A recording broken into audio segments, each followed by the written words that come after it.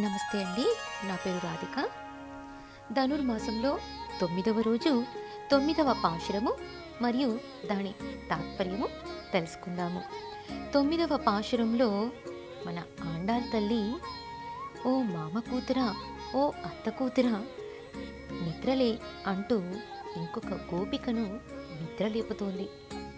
హంసతూలిక తల్పం పైన నిద్రపోతున్న అత్త కూతురా నిద్రలే అంటూ నిద్రలేపుతోంది.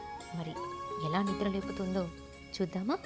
తూమణి మాడత్తు చుత్తుం విளக்கெரிய தூபம் கமஜத்து இலனை மேல் கண் வளரும் மாமான் மகளே மணிக்கதவம் தாழ்த்திரவாய் மாமீர் அவளை எஜுப்பிரோ உன்மகள் தான் ஊமையோ அன்றி చెవిడో అనందళో ఏమప్పెరుందుయిల్ మందిరపట్టాలో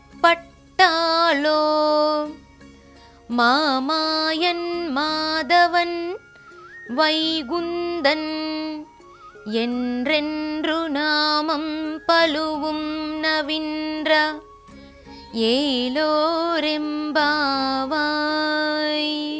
తాత్పర్యము: ఓ మామ కూతురా, పరిశుద్ధములగు నవవిధ మణులతో నిర్మింపబడిన రత్నాల మేడలో చుట్టూ దివ్యకాంతులు వెదజల్లే దీపాలు వెలుగుచుండగా, అగరు ధూపములు గుమగుమలాడుచుండగా, హంసతూలికా పానుపుపై నిద్రపోవుచున్న ఓ అత్త కూతురా, ఇంకా నీ మణులతో చేసిన తలుపును తెరువుము. ఓ అత్త, నీవైనను మీ అమ్మాయిని లేపమ్మా. నీ కుమార్తె మూగదా, లేక చెవిటిదా, లేక జాడ్యము కలదా, లేక ఎవరైనా కదలిన ఒప్పమని కావలియున్నారా, లేక గాఢ నిద్ర పట్టేట్టుగా మంత్రించినారా, లేక హాయిగా కలల నిద్రలో విహరిస్తుందా ఏమిటి?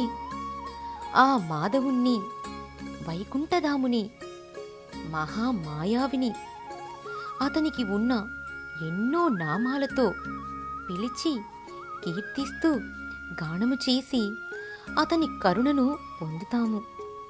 మీ అమ్మాయిని నిద్రలేపు అంటూ పాడుతుంది. లోకానికి శుభాన్ని చేకూర్చేటటువంటిది మన ఈ శ్రీవ్రతం. ఆండాళ్ తిరువడిగళే శరణం.